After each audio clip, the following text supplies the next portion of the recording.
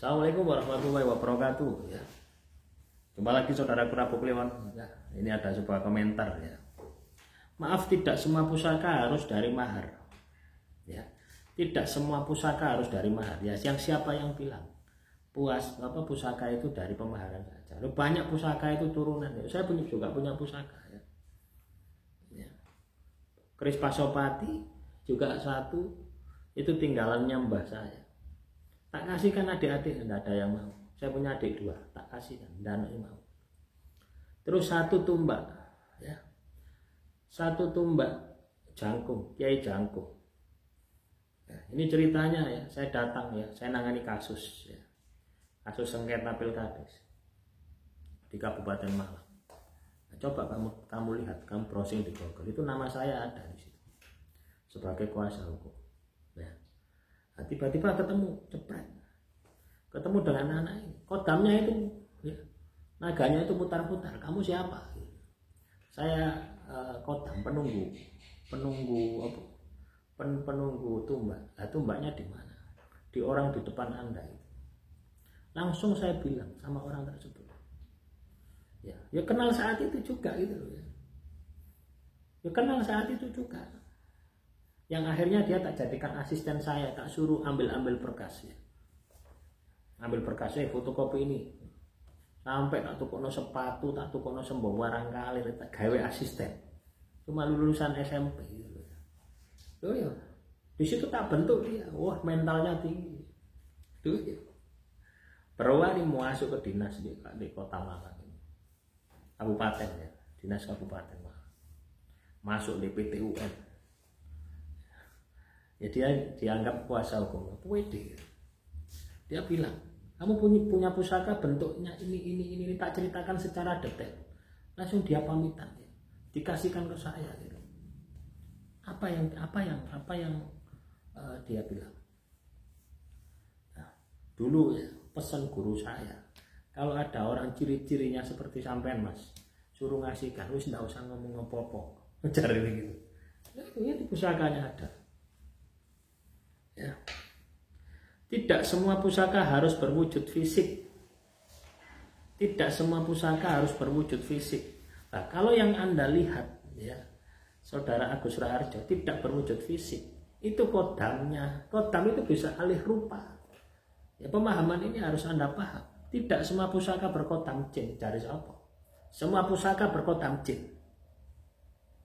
Ya. Semua pusaka berkodam jin. Apa? Berkodam arwah. Kamu bilang berkodam arwah. Arwah ini, arwah leluhurmu itu ya saat ini ya. Arwah leluhurmu itu saat ini ya, sama dengan arwah-arwah orang yang sudah meninggal dunia.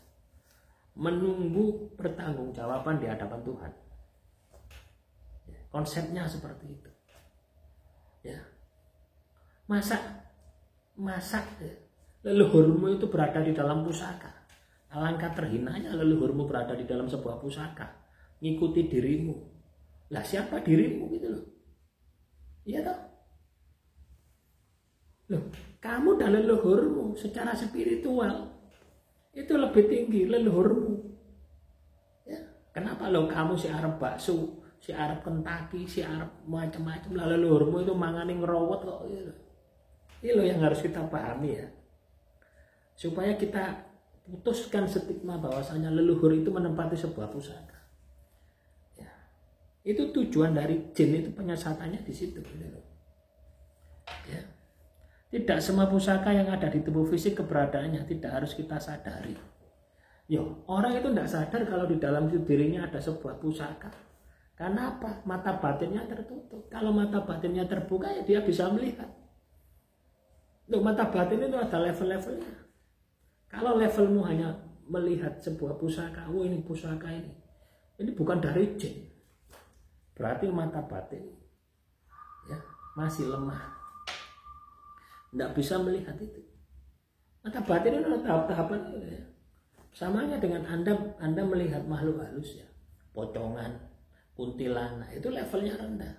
Anda melihat lagi lebih dalam lagi buto, itu ada level-levelnya gitu loh ya. Energinya semakin halus, semakin sulit dideteksi. Nah, itulah yang perlu Anda latih. yaitu kekuatan batin, kekuatan rasa. Itu yang perlu Anda latih. Ya. Bagi pelaku spiritual, kebanyakan pusaka datang sendiri, ikut kita tanpa kita minta. Dan kebanyakan tinggalan leluhur kita dari zaman kerajaan, bukan jenis kamardikaan. Ya, iya betul. Anda tahu enggak bedanya kamardikan dan pusaka sepuh itu? Kamardikan ini kan pusaka yang dibuat setelah 1945. Ada juga ya, yang pusaka katakanlah baru ikut dengan diri Anda. Ada juga.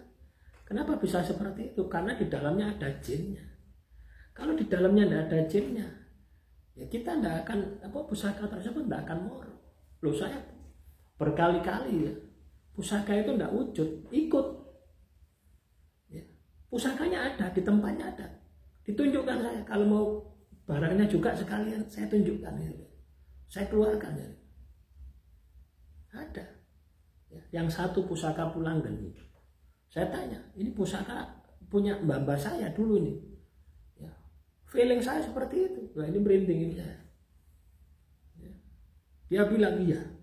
Kenapa kamu di sini? Saya disuruh jaga ini, ya, pekarangan ini. Ini kan separuh sudah dijual. Iya, ya sudah, kamu di sini saja, tidak usah ikut saya.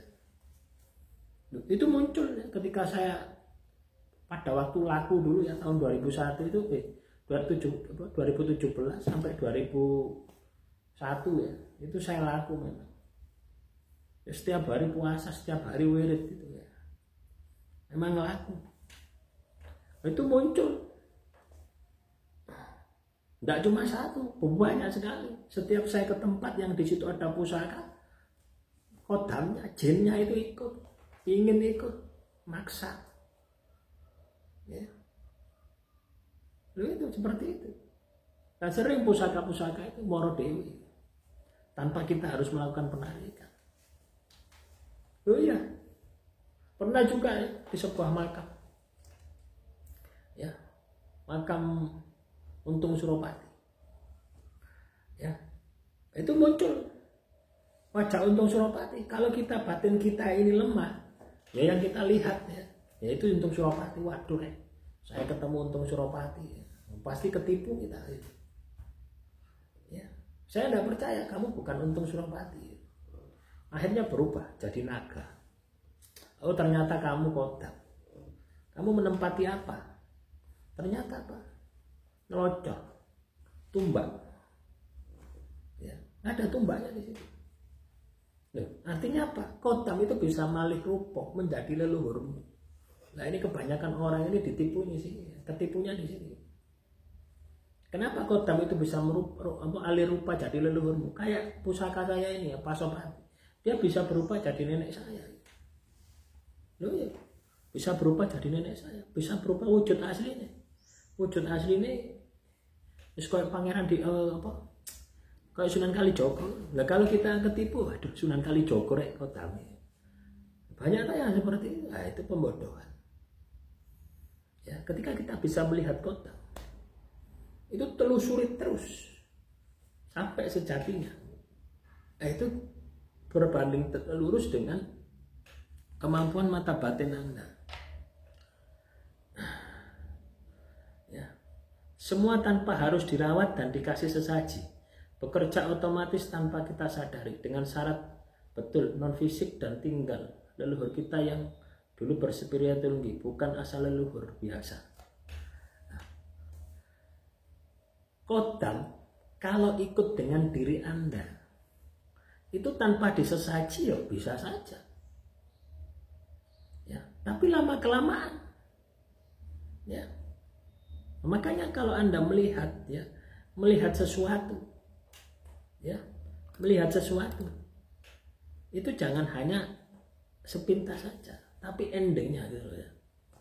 Orang spiritual tinggi ya, orang spiritual tinggi itu pada dasarnya adalah hanya kepada Tuhan. Ya, ketika Anda memiliki kemampuan melihat sesuatu benda seperti otak, makhluk halus, jin, buto dan sebagainya, itu ujian. Anda paham? Itu ujian Tuhan. Ketika Anda terjebak di situ, bukan spiritual yang jadinya, Jadinya apa? Dukun. Jadinya apa? Paranormal. Ya. Loh ya, banyak ya latar belakang paranormal itu yang berasal dari itu ya. Tak contohkan, tak sebut namanya di Blitar itu ya. Samsudin itu. Oh itu spiritual dulu. Wiridnya kenceng. Ya, tapi karena terjebak oleh metafisika, akhirnya enggak jalan terus. Berhenti di situ. Ya, pusaka datang sendiri. Harta datang sendiri. Wanita datang sendiri. Itu efek spiritual. Nah, itulah ujian spiritual itu seperti itu. Kalau kamu masih diuji harta, tahta, wanita, ya, nah itu masih rendah. Tapi kalau Anda sudah spiritual, akan diuji dengan kemampuan itu, kemampuan metafisika. Makanya ketika kita melihat makhluk halus, itu jangan percaya. Ya. Apakah Anda diikuti oleh kotam jin, kotam malaikat? Nah, potongan-potongan nggak tahu ibadah kok diikuti kotam malaikat itu. Ya, potongan-potongan nggak tahu tirakat seperti kita kok diikuti kotam malaikat. Ya kalau misalkan Sunan Kalijogo, guru sekumpul, diikuti oleh kotam malaikat sih masuk akal. Tapi kalau potongan-potongan seperti kita, ya kotam jin itu wis api. Itu iya.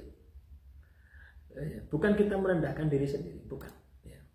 Tapi kita harus realistis supaya kita tidak terjebak dengan dimensi-dimensi yang kita tidak punya keilmuannya. Ya. Karena ya ngawur seperti ini. Ya. Itu. Demikian, semoga bermanfaat. Salam Rahayu, Rahayu, Rahayu.